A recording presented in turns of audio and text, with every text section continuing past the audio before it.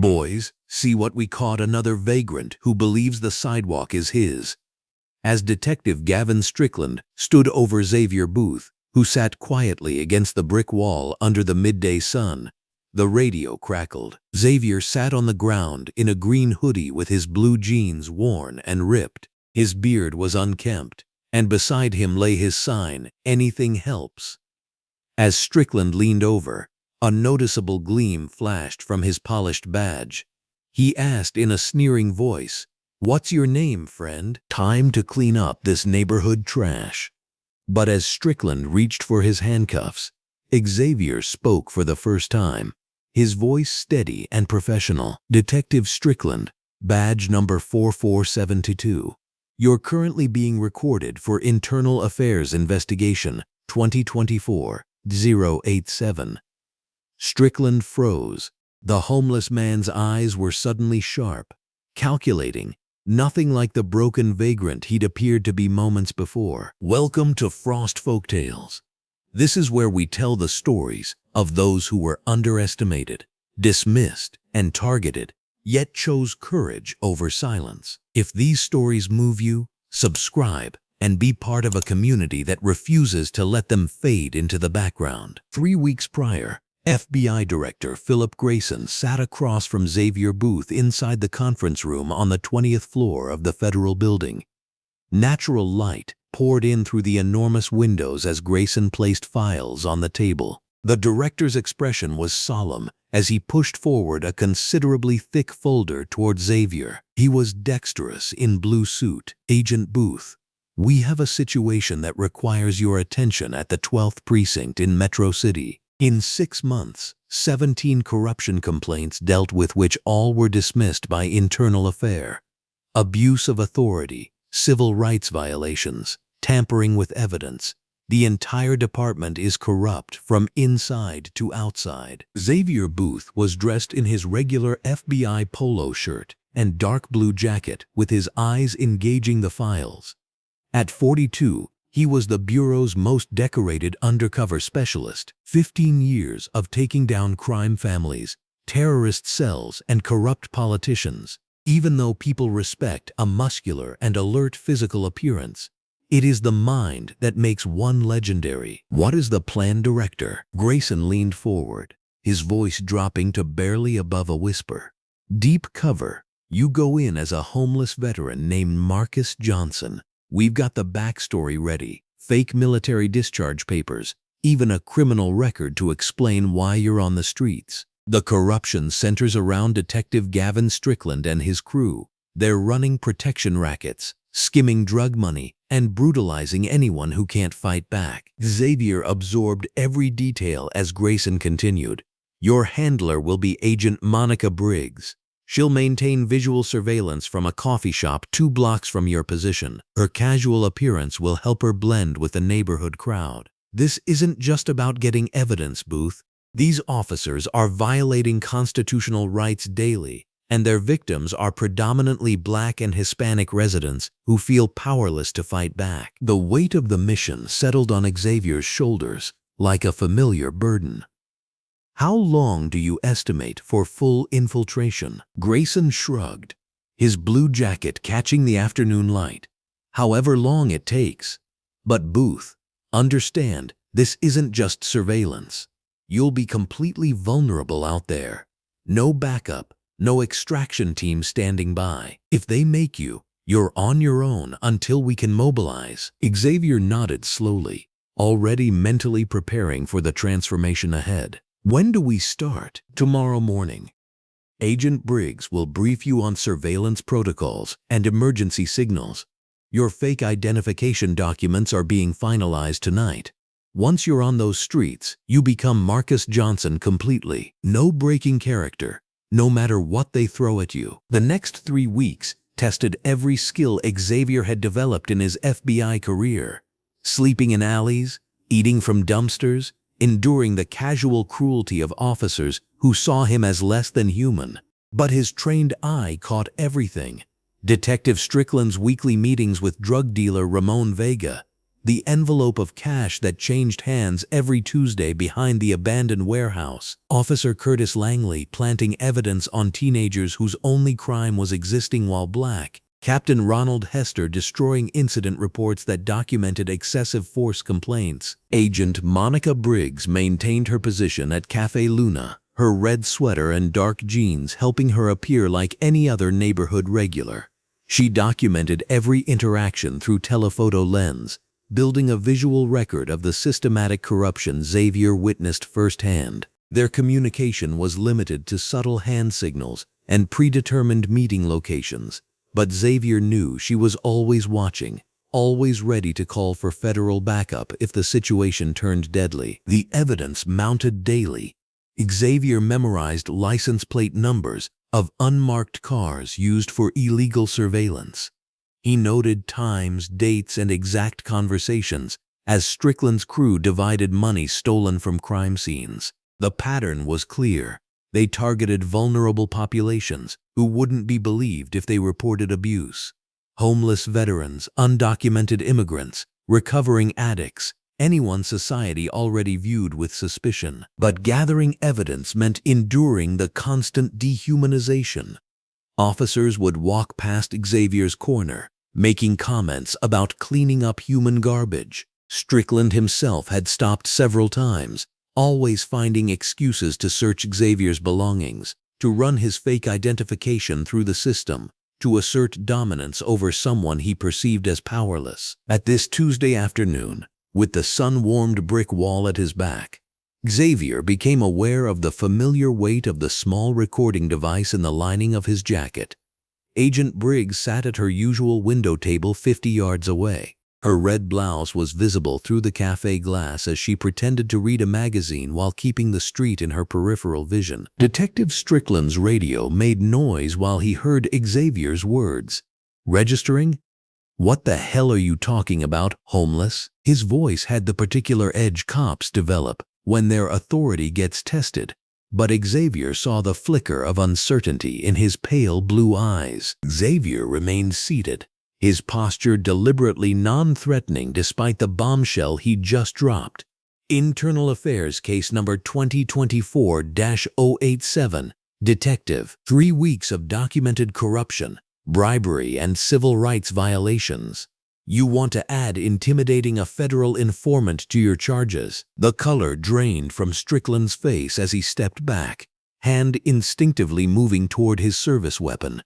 His long-sleeved uniform shirt showed sweat stains despite the cool afternoon air. "You're insane. Some crazy homeless guy playing games won't save you from vagrancy charges." But Xavier could see the wheels turning behind Strickland's eyes.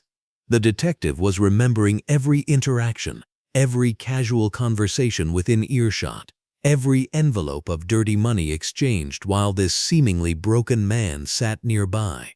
The cognitive dissonance was almost visible as Strickland struggled between dismissing Xavier as delusional and confronting the possibility that he'd been under surveillance for weeks. Xavier pulled out a small digital recorder, holding it where Strickland could see the red recording light. "Everything's been documented, Detective. Every payoff, every planted evidence case.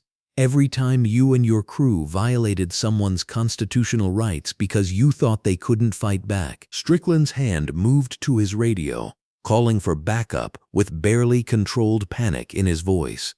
"Unit 47 to dispatch. Need immediate assistance at 5th and Meridian. Got a possible mental health situation. Suspect claiming to be working with Internal Affairs." The irony wasn't lost on Xavier. After 15 years of FBI undercover work, taking down organized crime families and international terrorists, he was being dismissed as mentally ill by a corrupt cop whose entire criminal enterprise was about to collapse. But that was exactly what made this mission so crucial. The victims of Strickland's corruption had been dismissed the same way, their complaints ignored, their trauma minimized. Officer Curtis Langley arrived within minutes, his short-sleeved uniform and arrogant swagger immediately familiar to Xavier. Langley had been present for at least 6 documented instances of evidence tampering, always following Strickland's lead with eager brutality. "What's the situation, detective?" Strickland gestured dismissively at Xavier, who remained seated with the recorder still visible. "Homeless guy thinks he's working some undercover operation for IA. Probably saw too many cop shows while he was detoxing." Xavier met both officers' eyes steadily, his voice remaining calm and professional. "Gentlemen, I strongly advise you to contact Internal Affairs before this situation escalates. You're both already facing federal charges. Don't compound them with additional civil rights violations." The suggestion hit Strickland like a physical blow. Federal charges? The words hung in the afternoon air as traffic moved past on the busy street. Normal people going about normal lives, while Xavier sat at the center of a confrontation that would determine whether justice existed for society's most vulnerable members. Strickland's face twisted with rage and something deeper, the dawning realization that his careful criminal enterprise might actually be unraveling. He lunged forward, ripping the recorder from Xavier's hands and smashing it against the brick wall. The device shattered, plastic fragments scattering across the sidewalk like evidence of destroyed justice. "That's what I think of your recording, vagrant. Langley, get the zip ties. This nutcase is going downtown for a psychiatric evaluation." Xavier watched his evidence disappear without changing expression, but inside, he felt the familiar surge of controlled anger that had driven his entire career. They had just destroyed federal evidence while committing assault, adding new charges to their growing list of crimes. More importantly, they had revealed their true nature, choosing violence over accountability, brutality over basic human decency. As Langley moved toward him with restraints, Xavier remained seated, hands visible, posture non-threatening. His training told him to endure whatever came next, to gather more evidence, to let these corrupt officers dig their own graves deeper with every illegal action.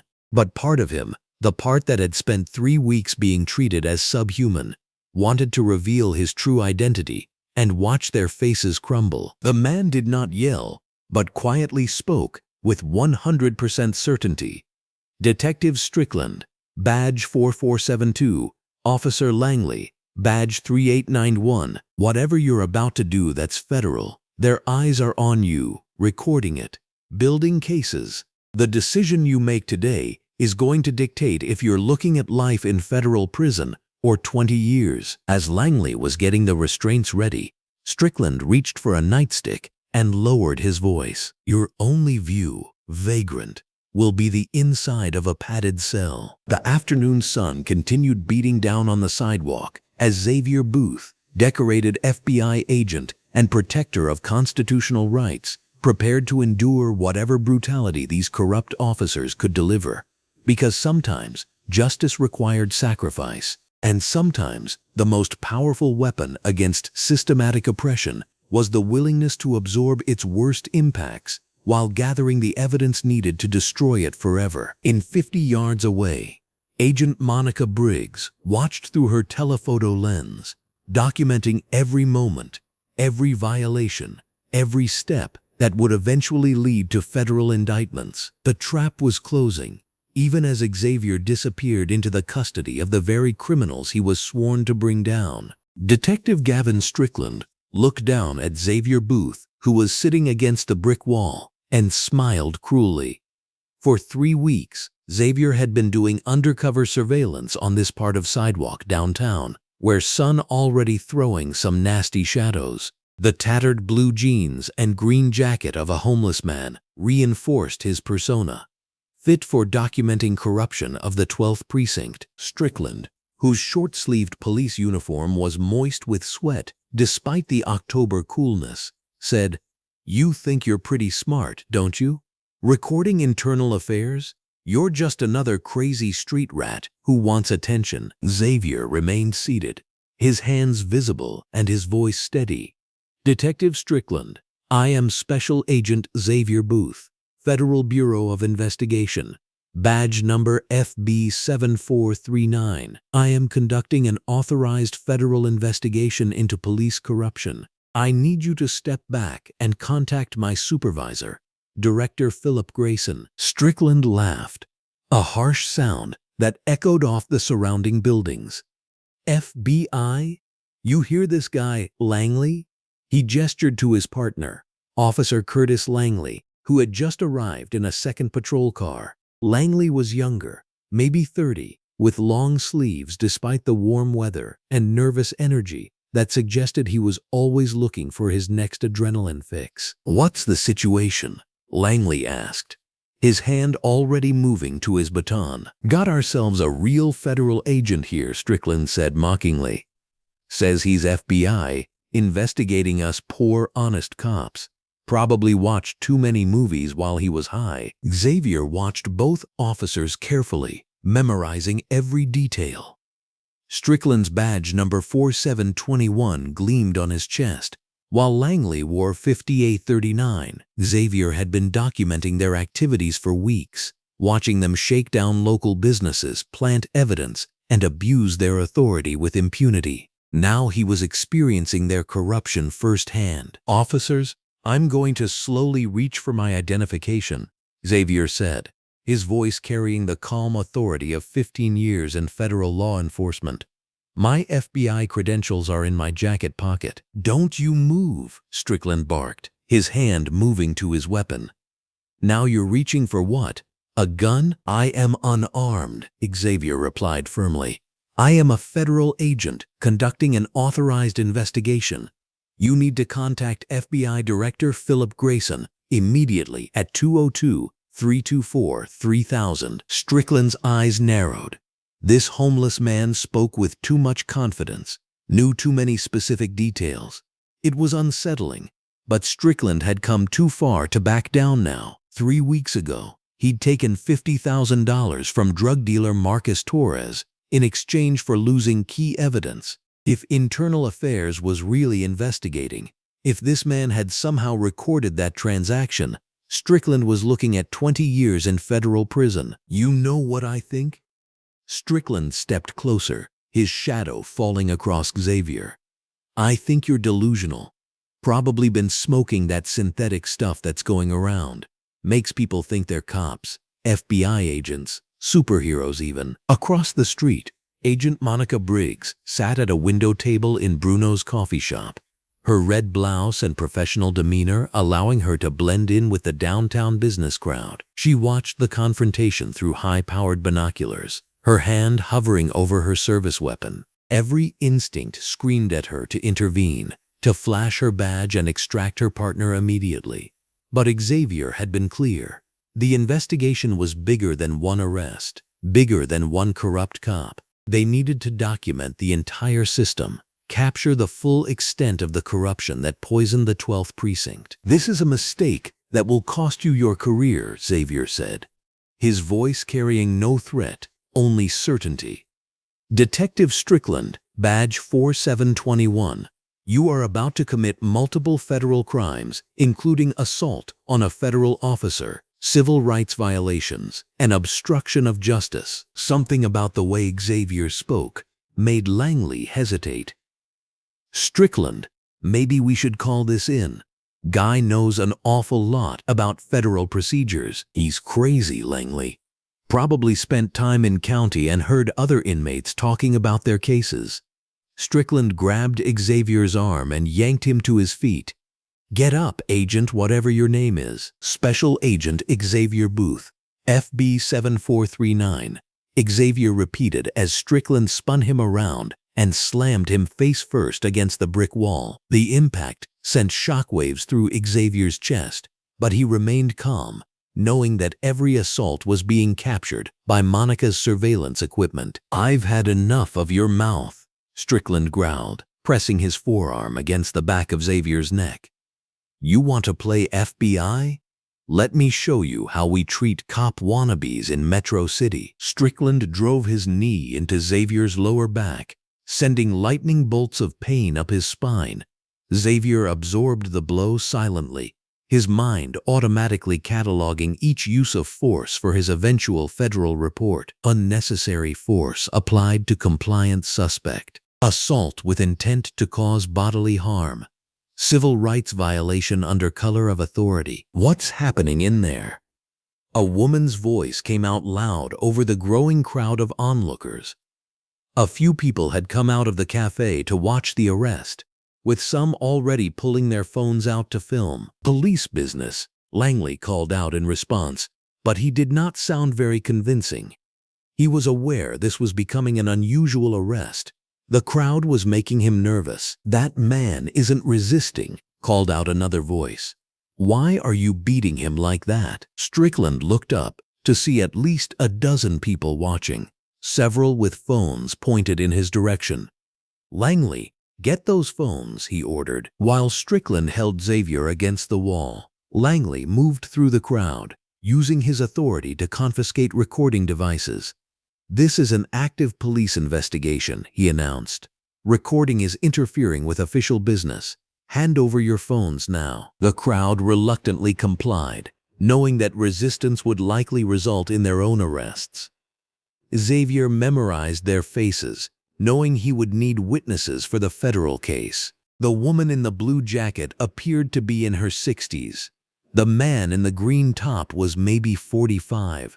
And the teenager with the orange shirt looked terrified but defiant. "Listen to me very carefully," Xavier said, his voice steady despite Strickland's forearm pressed against his neck. "Contact FBI Director Philip Grayson. Tell him Agent Xavier Booth is in custody and requires immediate extraction. This is a federal matter." "Shut up." Strickland slammed Xavier's face against the brick wall again, splitting his lip and sending blood streaming down his chin. "I'm tired of your federal agent fantasy." Officer Tanya Okafor showed up then, 2 blocks away on patrol. When she heard the backup call, she saw nothing standard about the arrest taking place there. The suspect remained calm and compliant while being attacked by her fellow officers. After being on the force for 8 years, Okafor recognized excessive force when she saw it. She came over and asked, "Strickland, what is going on?" Okafor's ever-present long-sleeve uniform adorned her body. She held her hand over her radio and not her gun. "Got a delusional subject, claiming to be FBI," Strickland replied, not loosening his grip on Xavier. "He's been interfering with police business, destroyed evidence." Okafor studied the scene. The suspect wasn't resisting, wasn't armed, and was bleeding from facial injuries that looked severe. Has he been read his rights? And why is he bleeding? "He resisted," Langley said quickly. "Tried to run when we first approached." Xavier turned his head slightly, making eye contact with Okafor. "Officer, my name is Special Agent Xavier Booth, FBI badge FB7439. I am conducting an authorized federal investigation.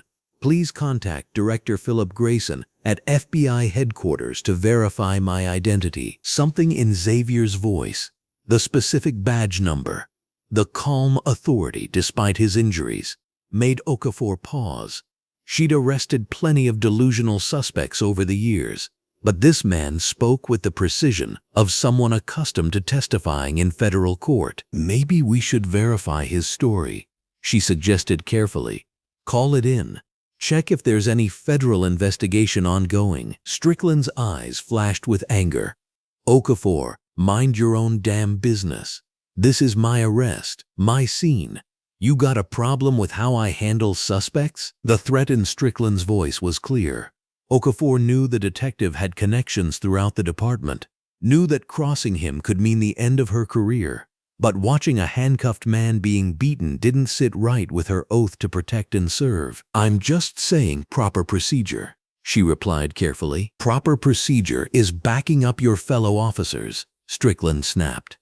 "Now either help us get this nutcase in the car, or get back to your patrol route." Langley had finished confiscating phones and returned to assist with the arrest. At Strickland's direction, he produced heavy-duty zip ties instead of standard handcuffs. They pulled Xavier's arms behind his back and secured his wrists so tightly that circulation was immediately cut off. "These restraints are too tight," Xavier said calmly. "This constitutes cruel and unusual punishment and violates federal standards for prisoner treatment. Look at him bringing back up federal standards again. Strickland scoffed. Where did you learn that from? School of Law. Xavier got spun around by him, holding him by his jacket. You believe that memorizing a few legal terms makes you a federal agent. Detective Strickland, Xavier said, looking straight into the corrupt cop's eyes, you just committed assault on a federal officer and civil rights violations under USC Title 18 Sections 241 and 242 and obstruction of justice. They all can land you a federal sentence of 20 years. For just a moment, doubt flickered across Strickland's face. The homeless man's knowledge was too detailed, too specific. But then his survival instincts kicked in. If this man really was FBI, if he really had been investigating the 12th precinct, then Strickland was already finished. His only chance was to discredit Xavier completely, make him look so mentally unstable that any testimony would be worthless. You know what I think? Strickland grabbed Xavier by the throat. I think you're a cop killer. I think you're planning to ambush police officers. And all this FBI nonsense is just cover story. He drove his fist into Xavier's stomach, doubling him over despite the federal agent's conditioning. Xavier absorbed the blow, his mind automatically filing away each detail for his eventual testimony. Unprovoked assault, excessive force against compliant prisoner, false accusations designed to justify further violence. That's enough, Okafor said firmly. The suspect is secured and compliant. There's no justification for continued force. Strickland whirled on her.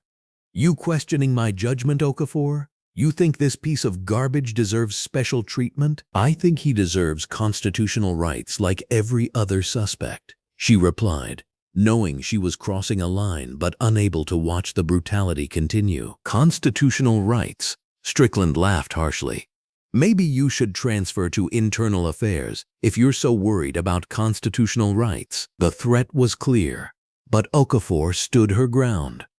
I'm worried about proper police procedure. Langley grabbed Xavier's legs while Strickland took his arms, and they carried him toward the patrol car despite his ability to walk. Xavier used the opportunity to memorize additional details about the growing crowd, the exact location, the time of day. Every fact would matter when this case went to federal court. They threw him into the back seat with enough force to bang his head against the opposite door. Xavier's vision blurred momentarily, but he remained conscious, knowing he needed to document every moment of this arrest. As the patrol car pulled away from the curb, Xavier caught a glimpse of Monica Briggs still sitting in the coffee shop window. Their eyes met for just a moment, and he gave her the slightest nod. The message was clear. Maintain surveillance, gather evidence, but don't intervene. The mission was bigger than his personal safety. The ride to the 12th precinct took 12 minutes, during which Strickland and Langley discussed how to handle their unusual prisoner. Xavier listened carefully as they debated charges: trespassing, resisting arrest, assault on an officer, interfering with police business. Each fabricated charge would add to the federal case against them. Somebody's definitely on something, Langley said. You don't stay that calm unless you're high or crazy. Well, probably both, said Strickland. Let's keep him hidden in holding until the high wears off and see if he's still playing FBI. From the car, Xavier was dragged and led in through the back when they got to the precinct. The 12th precinct building was standard fare for inner-city cops: fluorescent lighting, institutional green walls, hospital-grade disinfectant, and the coffee smell of stress. Captain Ronald Hester was waiting in the booking area. He was a large man in his 50s. His blue captain's jacket stretched tight over a substantial gut. Xavier recognized him from weeks of surveillance, knew him as the corrupt commander who had turned the entire precinct into his personal criminal enterprise. What do we have here? Hester asked, looking Xavier up and down with obvious contempt. Crazy homeless guy, claiming to be FBI, Strickland explained. Says he's been investigating us for corruption. Had some kind of recording device he destroyed when we tried to confiscate it. Hester's eyes narrowed. FBI, huh? Let me guess. He's also CIA, Secret Service, and probably a Navy SEAL too. Actually claimed to have a badge number and everything, Langley added. FB 7439, knew Director Grayson's name, all kinds of specific details. Probably looked it up online, Hester said dismissively. Internet's full of that information these days. But Xavier could see the concern in the captain's eyes, the recognition that something about this arrest wasn't routine. Captain Hester, Xavier said formally. I am Special Agent Xavier Booth, FBI badge FB 7439, currently assigned to the Public Corruption Unit. I am authorized to conduct a federal investigation into criminal activity within this precinct. I require you to get in touch with Director Philip Grayson this very moment to confirm my credentials, he said. Hester stared at Xavier for a long moment, observing the federal agent's calm demeanor, measured speech, and steady gaze. Then he smiled coldly. Do you know what I think, boy? Hester moved in closer. I think you're just a cocky nigger who thinks he's better than he is, he said in a lower voice filled with racial hate. Do you really think that you can waltz into my precinct, insult my cops, and slink away behind some federal agent fantasy? The racial slur hit like a physical blow, but Xavier absorbed it, along with all the other evidence he was gathering. Civil rights violation, hate crime enhancement, federal discrimination charges. I think, Hester continued, you need to learn some respect for law enforcement. And I think a night in our special holding cell might teach you some manners. Xavier was processed through booking with deliberate roughness. His fingerprints were taken with excessive force. His photos snapped while officers made racist jokes. His personal effects confiscated and accidentally scattered across the floor. Through it all, he maintained his calm professionalism, knowing that each abuse was adding years to their eventual federal sentences. The holding cell was in the basement, a concrete box with a metal bench and a toilet that hadn't been cleaned in months. As the heavy door clanged shut, Xavier could hear Strickland, Langley, and Hester celebrating in the hallway outside. Think he'll still be playing FBI agent tomorrow morning? Langley asked. Doubt it, Strickland replied. Nothing like a night in Metro City lockup to adjust someone's attitude. Should have seen his face when I called him boy, Hester added. All that federal agent bullshit disappeared real quick. They were wrong. As Xavier sat on the metal bench, blood dried on his face and zip tie marks still visible on his wrists, his resolve had never been stronger. Each assault, each racial slur, each constitutional violation had been carefully documented in his memory. When this case reached federal court, these corrupt officers would face the full weight of federal justice. He closed his eyes and began organizing his evidence, preparing for the testimony that would destroy their careers and reform an entire police department. The mission was entering its most dangerous phase, but Xavier Booth had never failed to complete an investigation. Outside his cell, the corrupt officers continued their celebration, completely unaware that they had just assaulted one of the FBI's most decorated agents. The holding cell reeked of disinfectant and desperation, but Xavier Booth had endured worse conditions during his 15-year FBI career.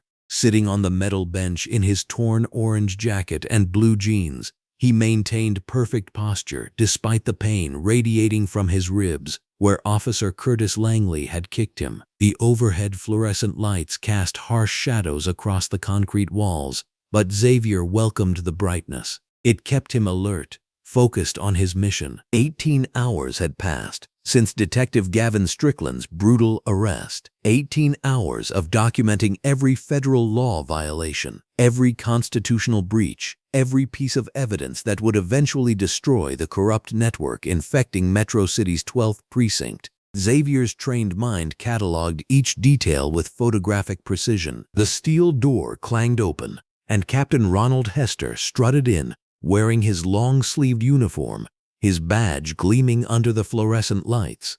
The heavy-set captain's face wore the smug expression of a man who believed himself untouchable. Behind him trailed a younger officer, carrying a manila folder thick with fabricated paperwork. Well, Special Agent Xavier Booth, Hester drawled, his voice dripping with mockery. Ready to drop this FBI fantasy and face reality? Xavier met his gaze steadily. I've told you repeatedly, Captain. I'm FBI Agent Xavier Booth, badge number FB7439. Currently assigned to the Public Corruption Unit. I demand my phone call and immediate contact with my superior, Director Philip Grayson. Hester laughed, a harsh sound that echoed off the concrete walls. The only thing you're getting is a reality check. Trespassing, resisting arrest, assault on a police officer. That's 20 years minimum in state prison. The charges were completely fabricated, each one a federal crime in itself. Xavier had never trespassed, never resisted, and certainly never assaulted anyone. But he knew Hester's game. The captain was betting that a homeless black man's word would never stand against 3 white police officers in court. You're manufacturing evidence, Xavier said calmly. That's a federal felony under Section 242 of Title 18. Conspiracy to violate civil rights under color of law. Hester's confident expression flickered slightly. You talk big for a street bum. What'd you do, study law in the library? I graduated from Quantico, in the top 5% of my class, Xavier replied. 15 years federal law enforcement experience.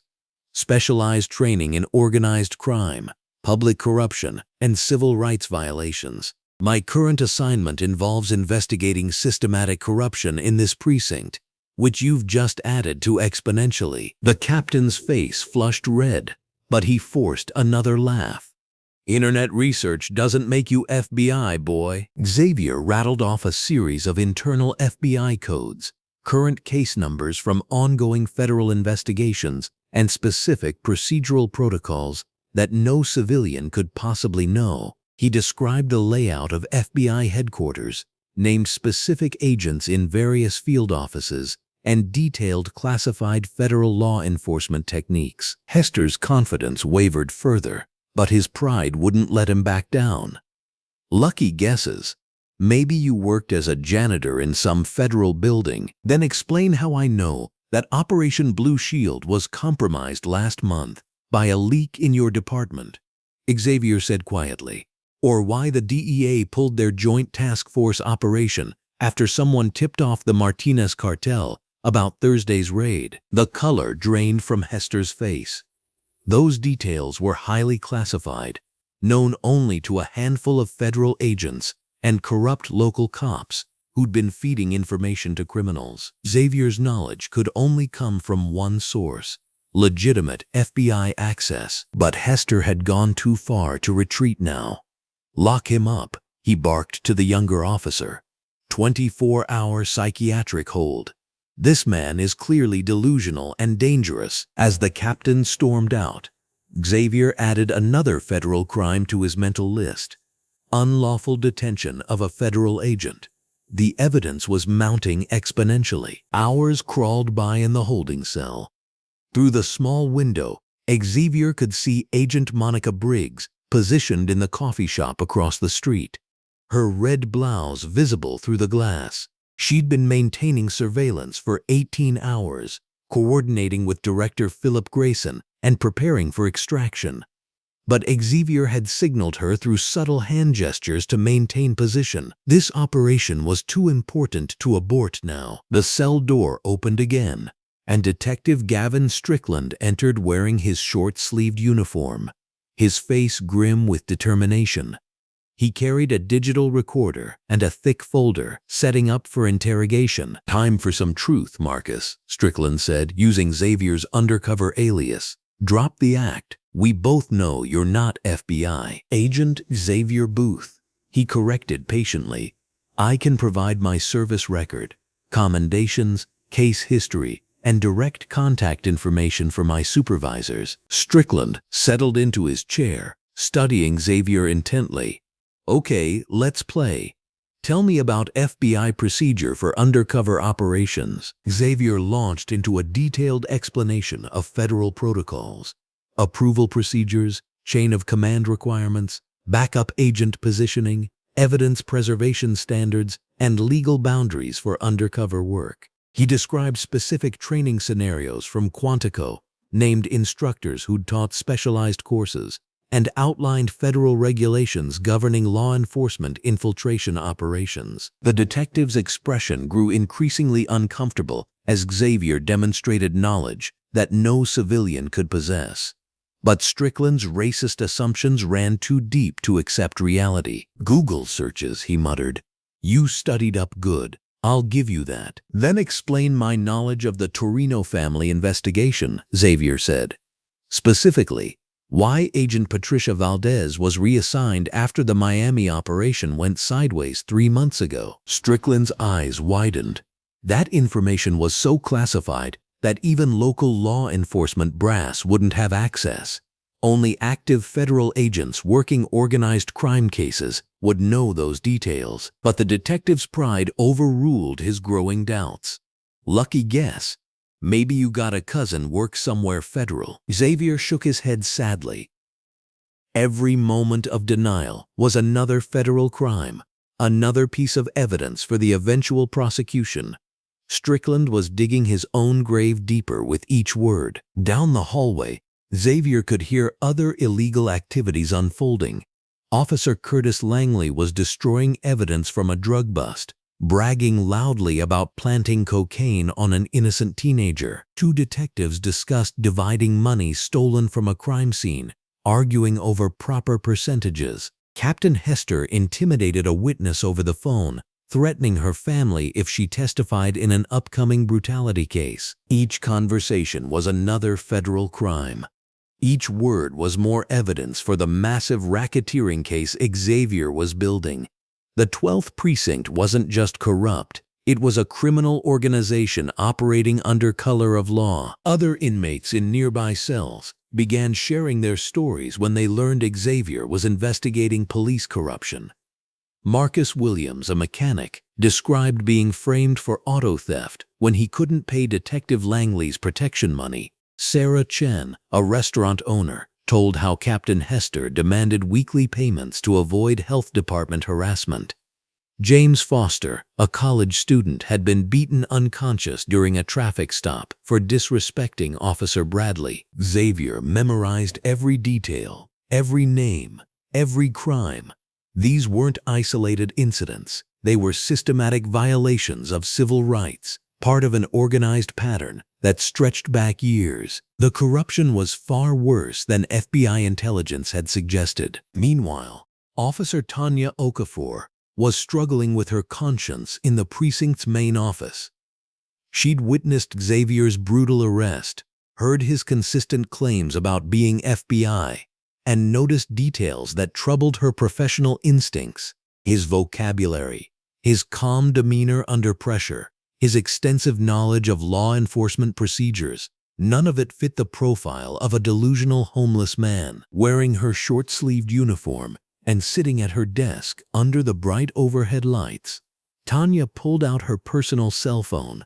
She'd found the FBI's public corruption hotline online and was debating whether to call. If Xavier was really FBI, she could be saving a federal agent's life. If he was lying, she'd waste 5 minutes on a dead-end call. Her conscience won. She dialed the number and waited through several rings before reaching a voicemail system. You've reached the FBI Public Corruption Hotline. If this is an emergency involving a federal agent, press 1. Otherwise, leave a detailed message and we'll respond within 24 hours. Tanya hesitated, then pressed 1. The line rang twice before a crisp voice answered. Agent Morrison, emergency response. This is Officer Tanya Okafor, Metro City Police, 12th Precinct. We have a man in custody claiming to be FBI agent Xavier Booth, badge number FB7439. He was arrested yesterday and has been requesting contact with Director Philip Grayson. The silence stretched so long that Tanya wondered if the call had dropped. Then Agent Morrison's voice returned, sharp with urgency. "Officer Okafor, this is now a federal matter. Do not discuss this call with anyone in your department. Agent Xavier Booth is currently assigned to a classified operation. Is he injured?" Tanya's heart raced. Xavier really was FBI. "Yes, sir. He was beaten during arrest. He's been denied medical attention and his phone call. We're initiating immediate response protocols. Officer Okafor, Agent Xavier Booth's safety is now your responsibility until federal agents arrive. Do you understand?" "Yes, sir." "Good. We'll remember your cooperation." As evening approached, a thin woman in a rumpled red suit arrived at the precinct.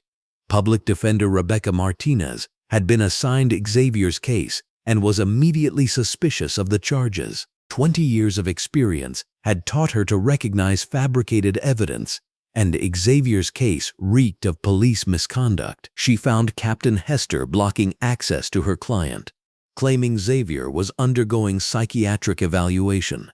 But Rebecca knew the law better than most cops, and she wasn't easily intimidated. "Captain, I'm appointed counsel for Marcus Johnson, also known as Xavier Booth. I demand immediate access." "He's dangerous," Hester lied. "Attacked 3 officers. We're evaluating his mental state." Rebecca studied the paperwork, noting inconsistencies and impossibilities. The timestamps didn't match witness statements. The charges contradicted each other. Most tellingly, the officers' reports described completely different versions of the same incident. "This is manufactured," she said flatly. "I'm filing federal civil rights complaints first thing Monday morning." Hester's face darkened, but he couldn't legally block her access much longer.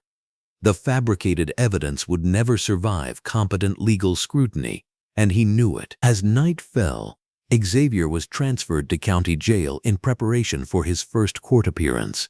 The move would finally give him access to phones and outside contact. As the transport van pulled away from the 12th precinct, Xavier caught a glimpse of Agent Monica Briggs following at a discreet distance. 18 hours of illegal detention, brutal assault, fabricated charges, and systematic civil rights violations. But also 18 hours of gathering evidence that would destroy the entire corrupt network. Soon he'd make contact with Director Philip Grayson.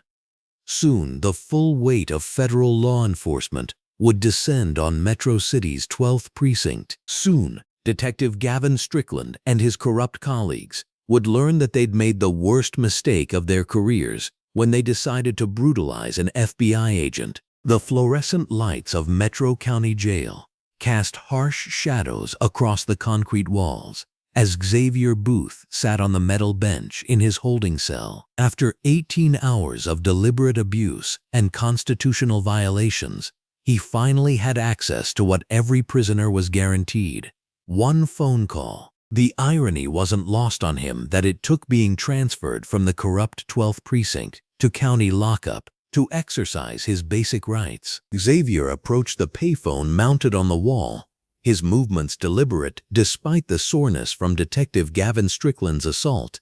His green shirt was torn and stained, his blue jacket confiscated during booking, but his mind remained sharp as a blade. Every detail of the last day and a half had been cataloged, every violation documented in his memory for the federal case that would follow. He dialed a number he knew by heart, one that would set everything in motion. "Director Grayson," came the familiar voice after 2 rings. "Sir, this is Xavier Booth, badge FB7439. I need immediate extraction." The silence stretched for 3 seconds before Director Philip Grayson's voice returned, tight with controlled fury. "Jesus Christ, Xavier. We've been monitoring radio traffic. Are you injured? Bruised ribs, facial contusions, possible concussion, nothing that won't heal. Sir, we have them dead to rights. Civil rights violations, assault on a federal officer, conspiracy, evidence tampering, the works." Detective Gavin Strickland and his entire unit walked into every trap we set. Xavier could hear keyboards clicking in the background, as Director Grayson mobilized resources. "I'm dispatching a federal extraction team now. Agent Briggs has been coordinating from her position. She documented everything from the outside while you gathered internal evidence." "The scope goes higher than we thought," Xavier continued, keeping his voice low. "Captain Ronald Hester is running the corruption ring. They're planning to falsify psychiatric evaluations to discredit my testimony. I need those warrants fast." "Already on it. I'm calling Attorney General Morrison now. Federal marshals will have paper within the hour." Xavier smiled, despite his split lip. After 15 years with the Bureau, he knew Director Grayson's reputation for swift action. "Sir, they have no idea what's coming. Strickland thinks he arrested a mentally ill homeless man. They're celebrating right now." "Let them celebrate. It'll make their fall that much harder." Meanwhile, 3 miles away at McGillicuddy's bar, Detective Gavin Strickland raised his beer bottle in a toast. The dim lighting from yesterday had given way to the bright afternoon sun streaming through the windows, illuminating his short-sleeved police uniform as he basked in what he believed was victory. "To putting another crazy vagrant where he belongs," Strickland announced to Officer Curtis Langley and Captain Ronald Hester. "By tomorrow, that nut job will be in Riverside Psychiatric, getting the help he clearly needs." Officer Langley, still in his long-sleeved uniform, shifted uncomfortably on his bar stool. "Gavin, I gotta say, something bothered me about that guy. He knew too much about federal procedures, details that you can't just Google." Strickland waved dismissively. "Curtis, you worry too much. These street people watch cop shows all day. They pick up terminology. Hell, half the criminals I arrest think they're lawyers because they memorized some Miranda rights." Captain Hester, his blue jacket draped over the chair back revealing his orange polo shirt, nodded approvingly. "Strickland's right. The psychological evaluation will show he's delusional. Classic case of someone who watches too much TV and starts believing his own fantasies." "But the way he handled the interrogation," Langley pressed, "he never broke character, never got angry. Most people would have cracked by now, admitted they were lying." "That's what makes him dangerous," Strickland replied, taking another swig. "He's convinced himself his delusion is real. That's why we need him off the streets permanently." Back at county jail, Xavier had finished his call and returned to his cell. Within minutes, he could hear the distant rumble of vehicles approaching. Through the small window, he glimpsed black SUVs forming a convoy in the parking lot. Agent Monica Briggs stepped out of the lead vehicle, her red blazer unmistakable even from this distance. She was flanked by 6 federal agents, all wearing tactical gear and grim expressions. Xavier felt a surge of relief wash over him. The cavalry had arrived. At the front desk, Agent Briggs approached the duty sergeant with federal credentials in hand. "I'm Agent Monica Briggs, FBI. I need to speak with your watch commander immediately." Sergeant Rodriguez, a honest cop who'd transferred from the corrupt 12th precinct to escape the toxic culture, recognized the authority in her voice. "Ma'am, that would be Lieutenant Foster. He's in his office." Within minutes, Lieutenant Foster emerged, studying the federal warrant Agent Briggs presented. His eyes widened as he read the details. "You're here for the homeless man Strickland brought in? Marcus Johnson? That man is Special Agent Xavier Booth, Federal Bureau of Investigation. He's been conducting an authorized undercover operation targeting police corruption. Detective Strickland and his unit assaulted a federal agent." Lieutenant Foster's face went pale. He'd heard rumors about Strickland's methods, but had dismissed them as jealous gossip. "I'll have him brought up immediately." Meanwhile, back at McGillicuddy's bar, Strickland's phone buzzed with an urgent text from a dispatcher he'd bribed for inside information. "FBI at county jail asking about your vagrant arrest. Multiple agents." The beer bottle slipped from Strickland's suddenly nerveless fingers, shattering on the floor. Officer Langley noticed his partner's expression change from confident smugness to dawning horror. "What's wrong?" Langley asked. Strickland's voice came out as a croak. FBI. They're at the jail asking about Marcus Johnson. Captain Hester scoffed. So what? Probably following up on some missing person report. His family filed a complaint, but Strickland was already running scenarios in his head, each one worse than the last. What if the vagrant hadn't been lying? What if he really was FBI? At county jail, the steel door of Xavier's cell clanged open. Lieutenant Foster stood there with obvious respect, holding an FBI windbreaker in his hands. Agent Booth, on behalf of Metro County Sheriff's Department, I apologize for this situation. These gentlemen are here to escort you out. Xavier slipped on the windbreaker, instantly transforming from bedraggled prisoner to federal law enforcement officer. The change in his demeanor was striking. Gone was the submissive homeless man who'd endured Strickland's abuse. In his place stood a decorated FBI agent with 15 years of experience and the full weight of federal authority behind him. Agent Briggs approached, professional relief evident in her eyes. Sir, medical is standing by. Director Grayson wants a full debrief within the hour. I'm fine, Monica, but we need to move fast. They're planning to have me declared mentally incompetent to discredit my testimony. Every minute we delay gives them time to destroy evidence. As the FBI convoy prepared to leave, Xavier turned to Lieutenant Foster. I need you to contact Officer Tanya Okafor at the 12th Precinct. She's clean. She tried to intervene during my arrest. She'll need federal protection when this breaks. Already handled, Agent Briggs replied. She's been in protective custody since yesterday. Her testimony corroborates everything you documented. The convoy rolled through downtown Metro City. Federal vehicles with their distinctive government plates drawing curious stares from pedestrians. Word was already spreading through police radio channels that something big was happening. At McGillicuddy's bar, Strickland's phone rang. The caller ID showed Captain Ronald Hester's direct line. Strickland, get down here now. We have a problem. What kind of problem? The kind that ends careers. That vagrant you arrested?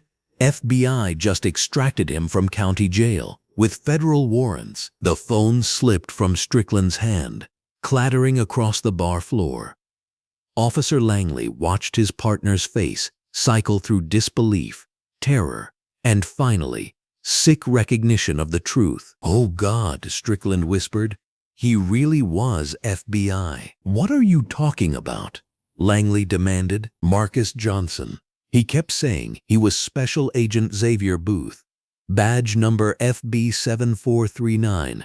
I thought he was crazy. Langley felt his own stomach drop as the implications hit him. Gavin, what did we do? We assaulted a federal agent.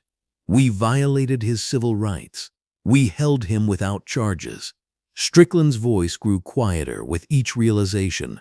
We're going to prison. By now, the FBI convoy had arrived at the federal building downtown.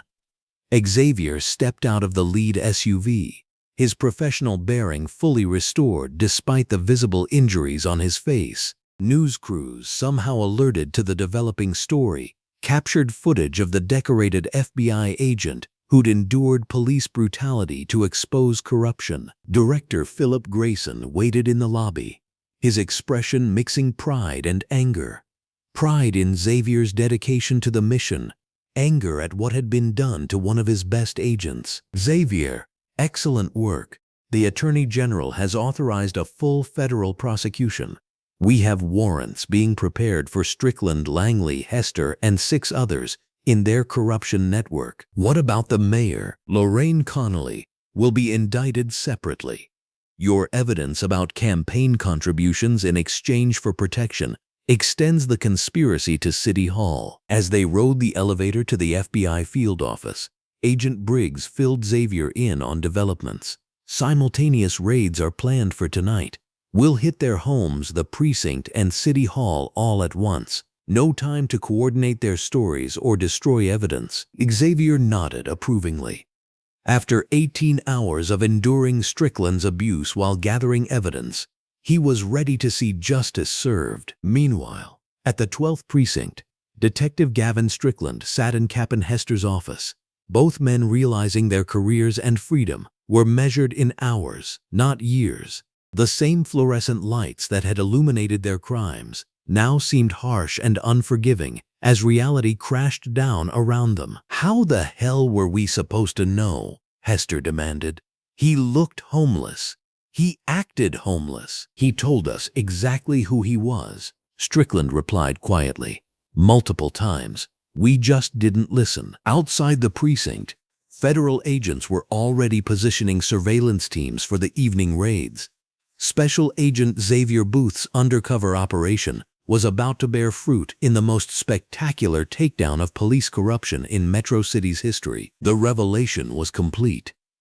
Now came the reckoning. The morning sunlight streamed through the tall windows of the federal building's secure conference room as Agent Xavier Booth adjusted his crisp navy blue suit jacket and straightened his emerald green tie. The fluorescent lights overhead cast everything in sharp relief, illuminating the mountain of evidence spread across the polished mahogany table. Xavier had traded his undercover homeless disguise for his professional FBI attire, and the transformation was striking. U.S. Attorney Patricia Hayes entered the room wearing a sharp red blazer and matching red slacks, her heels clicking authoritatively on the marble floor. FBI Director Philip Grayson followed close behind, his commanding presence filling the space as he wore his standard dark blue suit with white dress shirt. Agent Monica Briggs sat at Xavier's right side, wearing her orange blouse and navy blue jacket, her laptop open and recording equipment ready. "Agent Booth," Director Grayson began, settling into his chair. "I want you to walk us through everything, every detail, every violation, every piece of evidence you collected during your 3 weeks undercover." Xavier nodded, his professional demeanor fully restored after the brutal treatment he'd endured. He opened the first evidence folder, revealing dozens of photographs taken with his hidden camera devices. "Director, Attorney Hayes, what you're about to see represents the most systematic corruption I've encountered in my 15 years with the Bureau." Patricia Hayes leaned forward, her red blazer catching the light. "Agent Booth, before we begin, I want to acknowledge your courage. What you endured to gather this evidence goes above and beyond." "Thank you, ma'am. But this is about justice for the community Detective Strickland and his crew have been terrorizing." Xavier spread out a series of photographs showing Detective Gavin Strickland in his short-sleeved police uniform, accepting thick envelopes from known drug dealers. This first set shows Strickland taking $50,000 in protection money from the Martinez cartel on 3 separate occasions. Director Grayson examined the photos closely. "The image quality is remarkable. These will hold up in federal court," Xavier continued, his voice steady and professional. Agent Briggs was positioned across the street during each transaction, providing independent visual confirmation. He gestured to Monica, who pulled up video footage on her laptop screen. "I have continuous surveillance video showing Detective Strickland's entire meeting with Cartel Lieutenant Diego Santos," Monica explained, her orange blouse complementing her confident presentation. "The audio is crystal clear thanks to Xavier's wire recording the entire conversation." Attorney Hayes studied the evidence with growing satisfaction. This was the kind of rock-solid case that would send shockwaves through corrupt law enforcement nationwide. Xavier's methodical approach was building an impenetrable prosecution. Xavier opened another folder, revealing disturbing photographs of Officer Curtis Langley in his long-sleeved patrol uniform planting evidence during traffic stops. Officer Langley systematically targeted young black men, planting cocaine and marijuana to inflate arrest numbers and justify departmental funding increases. "How many victims?" Patricia asked, her expression growing grim. 17 confirmed cases over the past 6 months alone," Xavier replied. "I documented each incident, including license plate numbers, witness statements, and photographic evidence of Langley retrieving drugs from his patrol car's hidden compartment." Director Grayson shook his head in disgust. The scope of constitutional violations was staggering. Xavier had exposed a criminal enterprise masquerading as law enforcement. Monica clicked to the next video file. This footage shows the assault on Agent Booth in its entirety. Detective Strickland's brutality, Officer Langley's participation, and the clear civil rights violations are all captured in high definition. The room fell silent as they watched Xavier, still in his homeless disguise, being brutally beaten by the two officers. Seeing their decorated agent endure such treatment while maintaining his cover sparked anger and admiration in equal measure. Xavier touched his still-healing facial bruises, visible reminders of Strickland's assault. The medical examination documented fractured ribs, concussion, and numerous contusions. Dr. Sarah Mitchell at Metro General Hospital photographed every injury for federal assault charges. Patricia Hayes made detailed notes, her anticipation building as the case grew stronger. Each piece of evidence Xavier presented was another nail in the corruption ring's coffin. Captain Ronald Hester orchestrated the cover-up from the precinct level. Xavier continued, opening a thick folder filled with audio transcripts. I recorded him ordering evidence destruction, witness intimidation, and fabricating arrest reports to justify excessive force. Director Grayson studied the transcripts with mounting excitement. Agent Booth, this evidence could dismantle their entire operation. Xavier nodded, then revealed his most explosive discovery. The corruption extends far beyond the precinct. Mayor Lorraine Connolly received substantial campaign contributions from Detective Strickland's operation in exchange for political protection. The room erupted with the significance of this revelation. A sitting mayor involved in police corruption conspiracy elevated this to a federal racketeering case. Monica pulled up financial records on her screen. We traced $200,000 in campaign contributions from shell companies directly linked to Strickland's money laundering operation. Mayor Connolly personally met with Captain Hester to discuss protecting his officers from internal investigations. Patricia Hayes felt her pulse quicken. This case would make national headlines and send a message to corrupt officials everywhere that federal justice was inevitable. Xavier opened another evidence folder, this one containing witness statements and photographs. Detective Simone Decker from Internal Affairs approached me yesterday with disturbing information. Her investigation into citizen complaints against Strickland's unit was systematically sabotaged by Captain Hester. How? Director Grayson asked. Hester received advance notice of every internal affairs inquiry, allowing him to coach his officers, destroy evidence, and intimidate witnesses before Detective Decker could interview them, Xavier explained. She documented 17 separate instances of obstruction. The pattern of corruption was so extensive, it represented a criminal conspiracy that had operated for years. Xavier's undercover operation had finally exposed the full scope of their criminal enterprise. Monica handed Director Grayson a comprehensive evidence summary. We have photographic evidence, audio recordings, video surveillance, witness testimony, medical documentation, and financial records proving systematic civil rights violations, corruption, assault on a federal officer, racketeering, and conspiracy charges. Xavier looked directly at Patricia Hayes. Attorney Hayes, this evidence proves Detective Strickland, Officer Langley, Captain Hester, and Mayor Connolly operated a criminal enterprise that violated the constitutional rights of hundreds of citizens while enriching themselves through drug money and campaign contributions. Patricia Hayes felt the satisfaction of having an airtight federal case.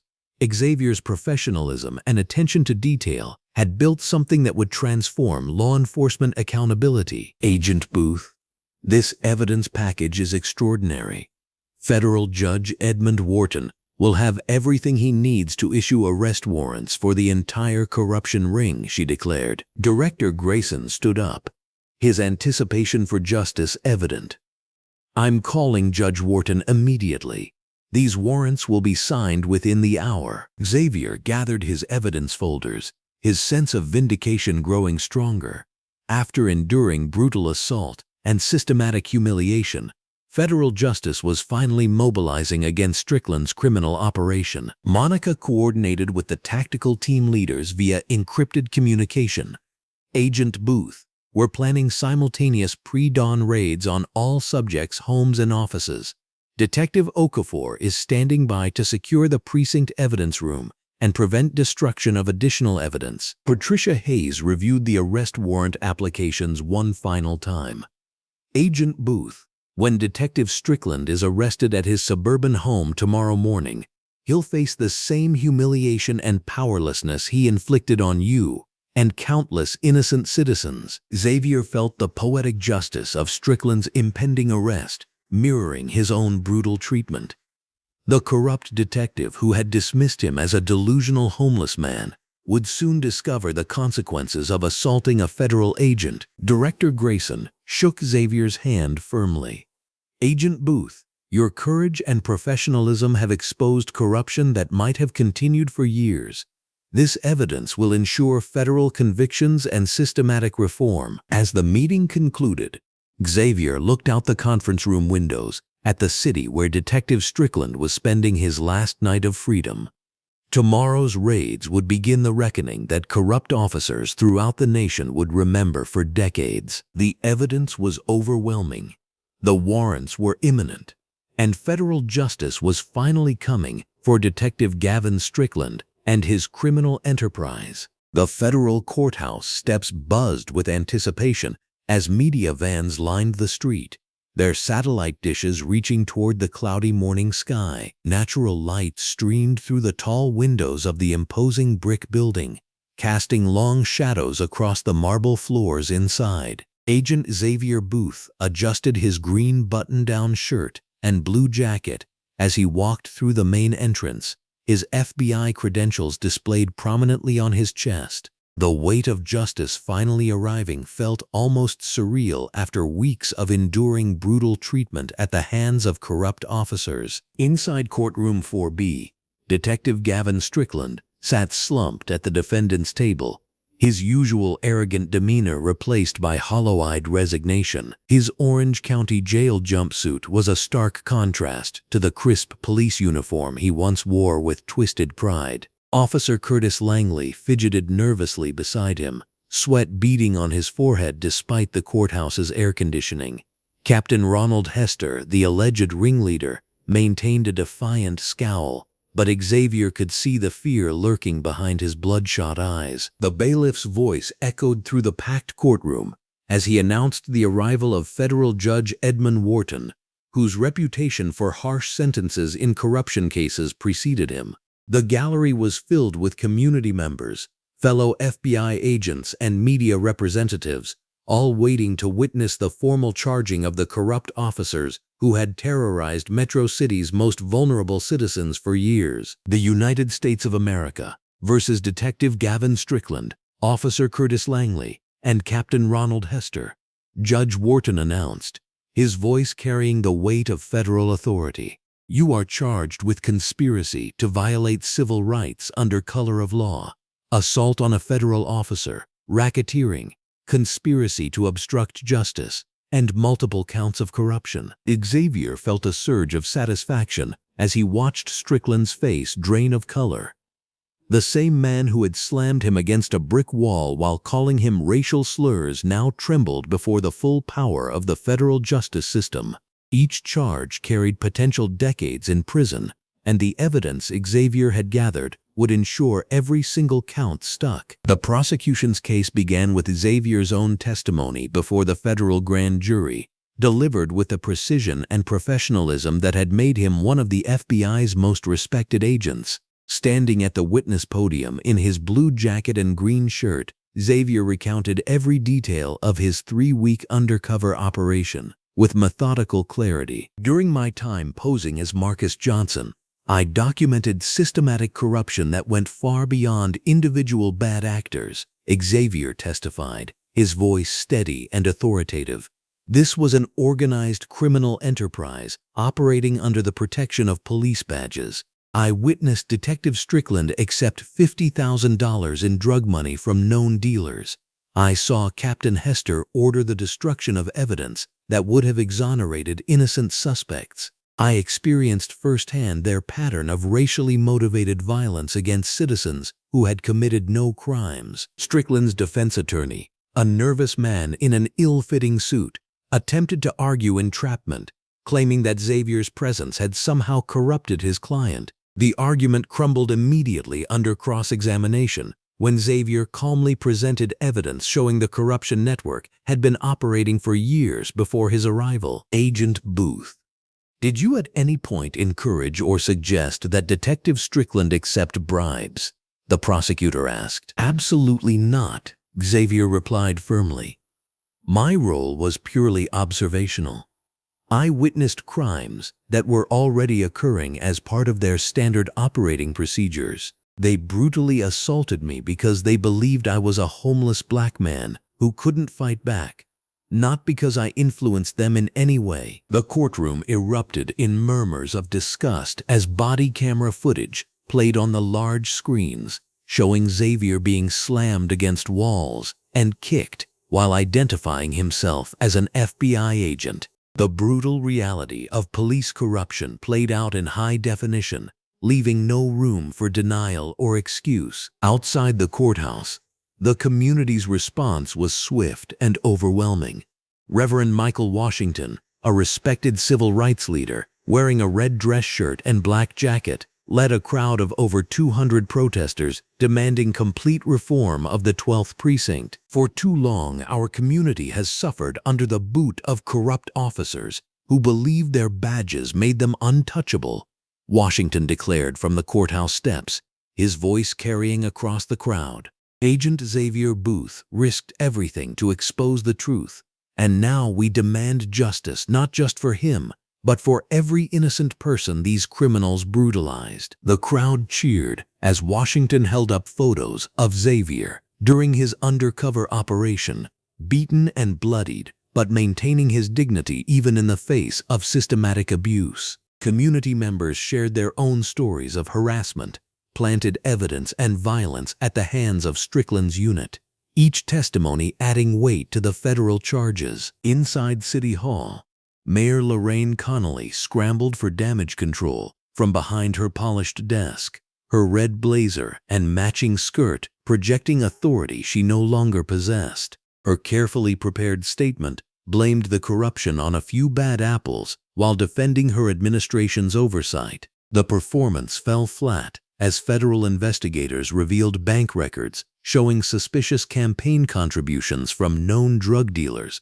with connections to the corrupt officers. Mayor Connolly received over $300,000 in campaign contributions that can be directly traced to criminal organizations protected by Detective Strickland's unit, FBI Director Philip Grayson announced at his own press conference. We are expanding our investigation to include potential conspiracy charges against any elected officials who enabled this criminal enterprise. Back at the courthouse, Officer Tanya Okafor stood proudly beside FBI officials as she received a formal commendation for her attempts to prevent Xavier's assault and her cooperation with the federal investigation. Wearing her dress blues with short sleeves, her bearing reflected the integrity that true law enforcement officers should embody. Officer Okafor represents the best of what policing can be, Xavier said during the ceremony. While her colleagues chose corruption and violence, she chose to stand up for what was right, even when it put her career at risk. Her courage reminds us that most officers entered this profession to serve and protect, not to abuse and exploit. The ceremony was broadcast live, showing the stark contrast between honest officers like Okafor and the criminals who had hijacked the badge's authority. Her example gave hope to community members who had begun to believe all police were corrupt. FBI agent Monica Briggs, wearing her green FBI windbreaker, testified about the extensive surveillance operation that had captured months of criminal activity. Her testimony revealed how she had watched helplessly as her partner was brutally beaten, forced to maintain operational security even as every instinct screamed at her to intervene. Agent Booth showed incredible courage by continuing the mission even after being assaulted, Briggs testified. He knew that exposing the full scope of corruption was more important than his personal safety. His sacrifice will protect countless innocent people from future abuse. Detective Simone Decker from Internal Affairs presented a damning picture of systematic cover-ups that had protected Strickland's unit for years. Her red blazer and professional demeanor commanded respect as she detailed how Captain Hester had buried dozens of legitimate complaints against his officers. "We found over 40 complaints of excessive force, racial profiling, and corruption filed against Detective Strickland alone," Decker testified. Captain Hester marked every single one as unfounded without conducting any meaningful investigation. This pattern of protection enabled their criminal enterprise to flourish. Public Defender Rebecca Martinez revealed the human cost of the corruption during her emotional testimony. Wearing a red dress suit, she presented case files showing how many innocent people had been framed, beaten, and imprisoned by the corrupt unit. 17 innocent people are currently serving time in state prison based on evidence planted by these officers, Martinez announced, her voice heavy with moral outrage. Dozens more pled guilty to crimes they didn't commit because they feared even worse treatment. Agent Booth's investigation will finally give these victims the justice they deserve. As the arraignment proceedings concluded, Judge Wharton addressed the bail question with stern finality. The prosecution had argued that all three defendants posed flight risks and continued dangers to public safety, given their extensive knowledge of police procedures and their history of violence against perceived enemies. These defendants used their positions of trust to terrorize the very citizens they swore to protect. Judge Wharton declared from his elevated bench, "They committed federal crimes while armed and acting under color of law, representing the worst possible abuse of police authority. Given the severity of the charges, the strength of the evidence, and the clear danger they pose to witnesses and the community, bail is denied for all defendants." The gavel's bang echoed through the packed courtroom like a gunshot, sealing the fate of the three corrupt officers. Strickland's head dropped into his hands as the reality of spending months in federal custody awaited trial fully sank in. Langley began crying openly, while Hester maintained his defiant glare even as federal marshals prepared to escort them back to their cells. Xavier watched from the gallery as the same officers who had brutalized him were led away in shackles and orange jumpsuits, their weapons and badges replaced by handcuffs and shame. The sight should have felt triumphant, but instead Xavier felt a profound sadness for how far these men had fallen from their oath to serve and protect. As the courtroom emptied, Xavier stood on the federal courthouse steps in the afternoon sunlight, watching reporters file their stories about the day's proceedings. Agent Briggs joined him, her expression mixing satisfaction with exhaustion from the long investigation. "How does it feel watching them finally face justice?" she asked. Xavier considered the question carefully, looking out at the city he had helped protect through his sacrifice. "It feels like the beginning, not the end," he replied. "Taking down these three officers is just the start. Real change comes from rebuilding trust between law enforcement and the community, one honest interaction at a time." The sun broke through the clouds as Xavier spoke, casting natural light across the courthouse steps where justice had finally begun to take root. Tomorrow would bring the long process of trials, sentencing, and reform. But today had proven that no badge, no matter how corrupt, was above the law. The federal courthouse buzzed with anticipation as Judge Edmund Wharton prepared to deliver the verdicts that would close one of the most significant police corruption cases in Metro City's history. Xavier Booth sat in the gallery, his crisp navy blue suit and burgundy tie reflecting the dignity he'd maintained throughout this entire ordeal. The morning sunlight streamed through the courthouse's tall windows, casting everything in sharp, clear detail under the bright fluorescent lights overhead. Detective Gavin Strickland stood at the defendant's table, his orange prison jumpsuit a stark contrast to the police uniform he'd once worn with such arrogance. His face had grown gaunt during the months of federal detention, the swagger completely drained from his posture. Beside him, Officer Curtis Langley fidgeted nervously in his matching orange jumpsuit, while Captain Ronald Hester stared straight ahead with the hollow expression of a man who knew his fate was sealed. Judge Wharton's voice cut through the courtroom silence like a blade. In the matter of United States versus Gavin Strickland, Curtis Langley, and Ronald Hester, this court finds all defendants guilty on all charges. The words hit the courtroom like thunder. Several victims in the gallery gasped with relief, while others began crying tears of vindication. Xavier Booth felt a surge of satisfaction, not from revenge, but from the knowledge that justice was finally being served.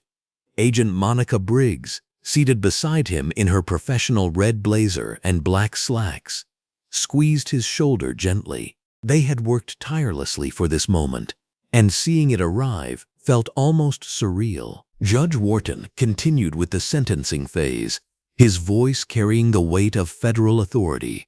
Detective Gavin Strickland, you have been found guilty of civil rights violations under color of law, assault on a federal officer, racketeering, and conspiracy to deprive citizens of their constitutional rights.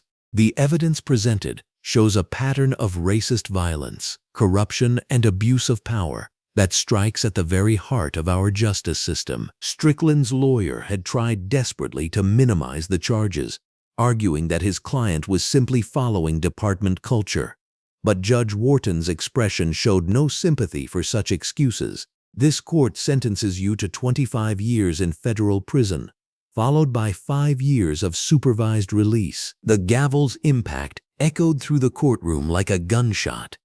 Strickland's legs buckled slightly, and 2 federal marshals moved closer to steady him. 25 years meant he would likely die behind bars, and everyone in that courtroom understood the finality of it. Officer Curtis Langley, Judge Wharton continued, your participation in this criminal enterprise, including the brutal assault on Agent Xavier Booth and the systematic violation of citizens' rights, merits 20 years in federal prison. Langley's mother sobbed from the back of the courtroom, but her son showed no emotion as the sentence was delivered. Captain Ronald Hester received the harshest punishment of all. As the ringleader of this corruption network, Captain Hester, you bear the greatest responsibility for creating and maintaining a culture of lawlessness within your command. This court sentences you to 30 years in federal prison.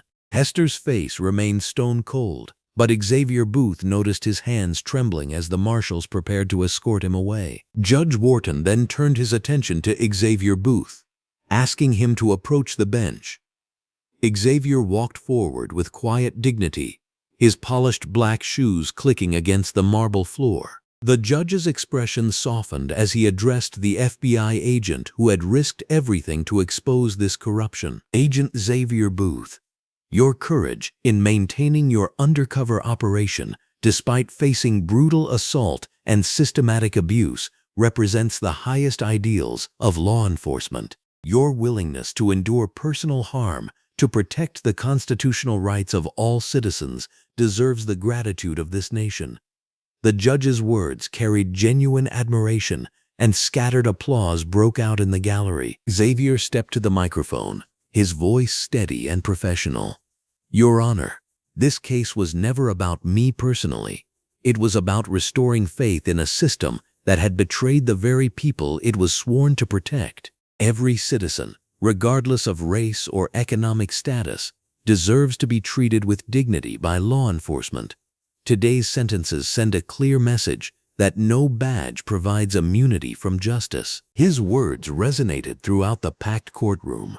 Several victims of the corrupt unit had been allowed to give impact statements, and their testimonies painted a horrific picture of systematic abuse. Maria Gonzalez, a single mother who had been falsely arrested by Strickland's unit, spoke through tears about how Xavier's investigation had finally validated her experience and cleared her criminal record. Agent Booth gave me back my life, she said, her voice breaking with emotion.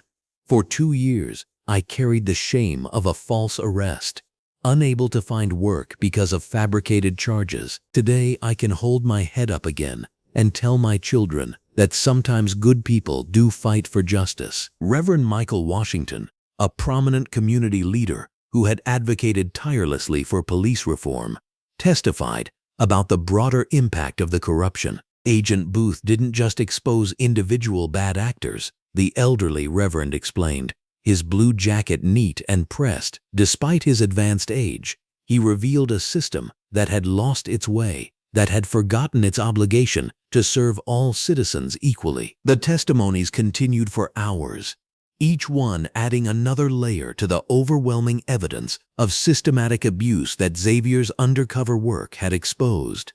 By the time court recessed, there wasn't a dry eye in the gallery, and even some of the hardened federal marshals seemed moved by the victims' stories. Outside the courthouse, the community had organized a celebration that felt more like a revival meeting than a victory party.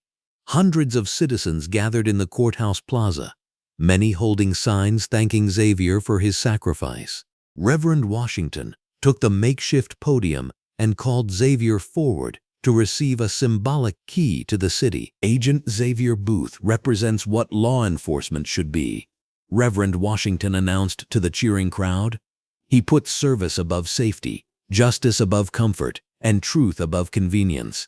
Today, Metro City honors a true hero. The crowd erupted in sustained applause as Xavier accepted the ornate key, his humble smile reflecting genuine gratitude for the community's support. Agent Monica Briggs watched proudly from the side of the stage, her red blouse bright under the afternoon sun. Director Philip Grayson had already informed her that she was being recommended for promotion based on her crucial support during the dangerous undercover operation. Her surveillance work and coordination with federal prosecutors had been instrumental in building the airtight case that led to today's convictions. Perhaps most satisfying was the news about Officer Tanya Okafor's promotion to detective. Her integrity during the original incident, when she had questioned Strickland's excessive force, and her cooperation with the federal investigation had marked her as exactly the kind of officer Metro City needed moving forward. She stood near the courthouse steps in her crisp new detective's blazer, representing hope for a reformed department. The changes extended far beyond individual promotions. Mayor Lorraine Connolly faced her own federal corruption trial next month, charged with accepting bribes and obstructing justice to protect the corrupt officers. A federal monitor had been assigned to oversee comprehensive reforms in the Metro City Police Department, ensuring that the systematic problems Xavier had exposed would never resurface. Most importantly, a new police chief had been appointed with a specific mandate to rebuild community trust. Chief Patricia Williams, a respected law enforcement veteran from outside Metro City, had already begun implementing new training protocols, accountability measures, and community outreach programs designed to prevent future corruption. As the celebration wound down, Xavier made his way to the reformed 12th Precinct for a visit that felt surreal after everything that had transpired. The same building where he had been brutally beaten and illegally detained now buzzed with honest officers committed to constitutional policing. Detective Simone Decker, who had been promoted to head the new Internal Affairs Division, greeted Xavier in the main lobby. Her green blouse and professional demeanor reflected the serious commitment to reform that now permeated the department. "Agent Booth, I want you to see what your sacrifice has accomplished," she said, leading him through hallways that looked identical but felt completely different. The booking area, where Xavier had been illegally processed, now displayed posted constitutional rights in multiple languages. The interrogation room where Strickland had tried to break his spirit had been converted into a community liaison office. Every corner of the building reflected the transformation that Xavier's courage had made possible. Young officers approached him throughout the visit, thanking him for cleaning up a department that many honest cops had wanted to reform but didn't know how to tackle. Their genuine gratitude and commitment to ethical policing provided the most meaningful reward Xavier could have received. As the sun set over Metro City, Xavier stood in the precinct parking lot where his undercover operation had begun months earlier. Agent Monica Briggs joined him, both reflecting on how dramatically everything had changed. The same sidewalk where he had posed as a homeless man now bustled with citizens who walked confidently, knowing their police department had been transformed. Was it worth it? Monica asked, knowing the physical and emotional toll the operation had taken on her partner. Xavier smiled, watching honest officers beginning their evening patrol, committed to protecting and serving all citizens equally. Every bruise, every humiliation, every moment of doubt was worth it to see this, he replied. One person's willingness to stand for justice really can transform an entire system. The federal convictions had sent shockwaves through police departments nationwide, serving notice that corruption would face the full force of federal prosecution. But more importantly, they had restored faith in justice for a community that had nearly lost hope. Justice had been served, but more than that, justice had been restored to a system that desperately needed healing, and that restoration began with one FBI agent's courage to endure whatever was necessary to protect the constitutional rights of every citizen he had sworn to serve. 6 months after the corruption scandal that shook Metro City to its core, the fluorescent lights of the J. Edgar Hoover building illuminated a transformation that nobody could have predicted. In a spacious corner office overlooking Pennsylvania Avenue, Assistant Director Xavier Booth adjusted his green button-down shirt and navy blue suit jacket, reviewing the final preparations for what would become the most significant testimony of his career. The morning sunlight streamed through the tall windows as Xavier examined the congressional hearing documents spread across his mahogany desk. Today, he would address the House Judiciary Committee about systematic police corruption and the urgent need for federal oversight. The Metro City operation had exposed a cancer that extended far beyond one precinct, revealing patterns of abuse that demanded national attention. Agent Monica Briggs knocked on the doorframe, her red blazer and black slacks crisp and professional. As Xavier's deputy in the newly formed National Police Corruption Task Force, she had become his most trusted partner in the fight against institutional corruption. Ready for this morning's hearing? Monica asked, carrying a thick briefing folder. Xavier stood, straightening his blue tie. 6 months ago, I was getting beaten in an alley by corrupt cops. Today, I'm telling Congress how to fix the system. Sometimes justice moves in ways we never expect. The hearing room buzzed with anticipation as Xavier took his seat at the witness table. Representatives from both parties leaned forward as he began his testimony, his deep voice carrying the weight of experience and authority. Honorable members of Congress, systematic police corruption isn't just about bad officers making poor choices. It's about institutional failures that allow abuse to flourish unchecked. My undercover operation in Metro City revealed a network of corruption that victimized hundreds of citizens over years, protected by a culture of silence and complicity. Xavier's testimony painted a comprehensive picture of how corruption spreads through departments like a virus. He detailed the financial incentives that rewarded bad behavior, the leadership failures that enabled abuse, and the community impact that destroyed trust between police and citizens. The officers who assaulted me weren't anomalies, Xavier continued. They were products of a system that prioritized loyalty over law, protection over justice. Detective Gavin Strickland didn't become corrupt overnight. He was cultivated by supervisors who rewarded his behavior and protected him from consequences. The representatives asked pointed questions about federal oversight, accountability measures, and the resources needed to combat corruption nationwide.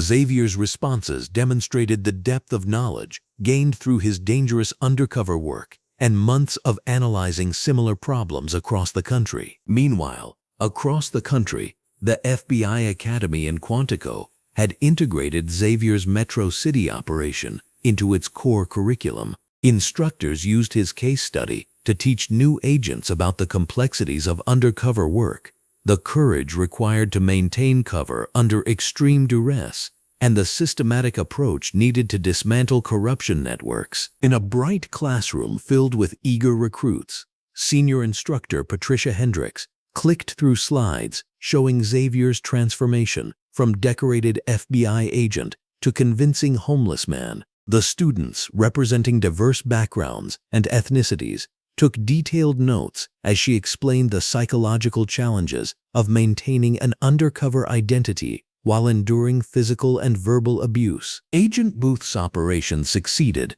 because he understood that gathering evidence required personal sacrifice, Instructor Hendricks explained.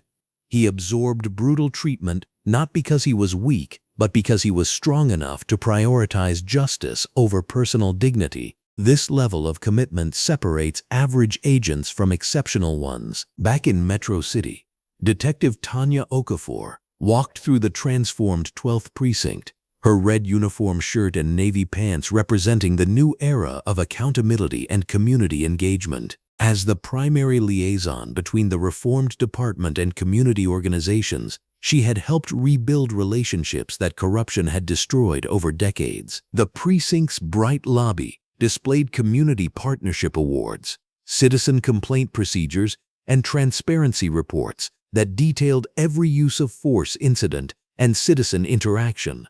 Crime rates had dropped 30% as community cooperation increased, proving that honest policing produced better results than corruption ever could. People actually call us now when they see crimes, Detective Okafor explained to a group of visiting police chiefs studying the Metro City reform model.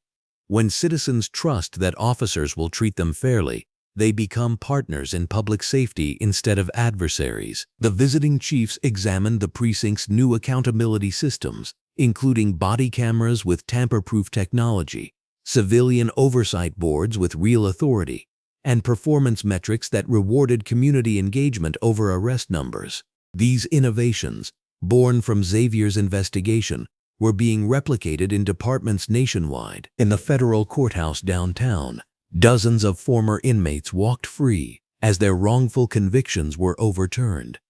Public Defender Rebecca Martinez had worked tirelessly to identify cases tainted by the corrupt unit's evidence tampering and perjury. Each exoneration represented a life restored and faith in justice renewed. Marcus Thompson, wrongfully imprisoned for 3 years on drug charges fabricated by Officer Curtis Langley, embraced his family on the courthouse steps. The city's settlement would provide financial compensation, but more importantly, his name was cleared and his children could look up to their father again. Agent Booth's courage gave us our lives back, Marcus told reporters. He proved that truth is stronger than corruption and justice is worth fighting for, even when it seems impossible. Detective Gavin Strickland's federal prison cell offered no such redemption. His appeal had been rejected unanimously, and he faced 23 more years behind bars. Fellow inmates, many of whom had been victimized by corrupt police, ensured that his daily existence reflected the consequences of his choices. The same system he had corrupted now held him accountable with unwavering consistency. The community center bearing Xavier's name had become a beacon of hope in the neighborhood where his assault occurred. Young people from diverse backgrounds participated in programs designed to bridge the gap between law enforcement and communities. The scholarship fund provided opportunities for ethical individuals to pursue careers in criminal justice, ensuring the next generation of officers reflected the communities they served. On graduation day at the police academy, Xavier stood before 30 new recruits whose faces represented every ethnicity and background found in Metro City. His green dress shirt and navy blazer commanded respect as he delivered the oath that would guide their careers. "You are about to swear an oath to protect and serve all citizens equally," Xavier said, his voice carrying both authority and compassion.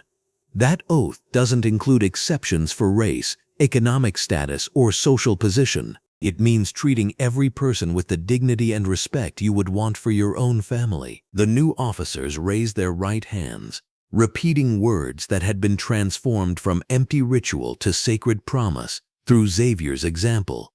Their diverse faces reflected hope for a future where police departments truly represented and served their communities. As the ceremony concluded, Xavier felt the weight of transformation he had helped create.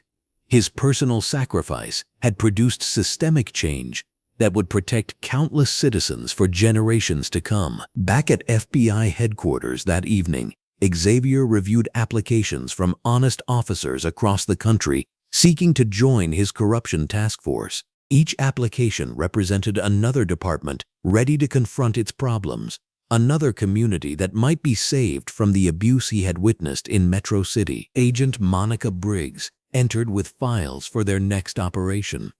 Intelligence indicated serious corruption problems in a southwestern city where Hispanic citizens faced systematic harassment and abuse. The patterns were depressingly familiar, but Xavier's proven methods offered hope for another successful intervention. Phoenix Police Department has all the warning signs we saw in Metro City, Monica reported. Excessive force complaints, evidence tampering allegations, and community leaders demanding federal investigation. Are you ready for another undercover operation? Xavier studied the intelligence reports, recognizing the same institutional failures that had enabled Detective Gavin Strickland's crimes. Somewhere in Phoenix, corrupt officers were abusing their authority while honest citizens suffered in silence. His task force represented their best hope for justice and reform. Every corrupt department we clean up saves thousands of citizens from abuse, Xavier reflected. Every honest officer we support creates ripples of positive change that spread through communities. The work isn't easy, but it's essential. As he prepared to leave his office, Xavier paused at the window overlooking the city where democracy was born. His journey from decorated agent to assault victim to national reform leader proved that individual courage could indeed transform entire systems. The corruption that once seemed insurmountable was yielding to accountability, transparency, and unwavering commitment to constitutional principles. His phone buzzed with a text from Detective Okafor reporting another successful community partnership initiative in Metro City. Crime continued dropping as trust continued building, creating a positive cycle that validated everything Xavier had sacrificed to achieve. Tomorrow would bring new challenges, new corrupt departments to investigate, new communities to protect. But tonight, Xavier Booth could rest, knowing that his courage had lit a flame of justice that would burn long after his own career ended, inspiring future generations of honest officers to choose truth over corruption, service over self-interest, and justice over convenience. You just heard a story that history tried to overlook. If it stayed with you, take a second to stand with it. Subscribe, share, and help us keep telling the stories that deserve light, not silence.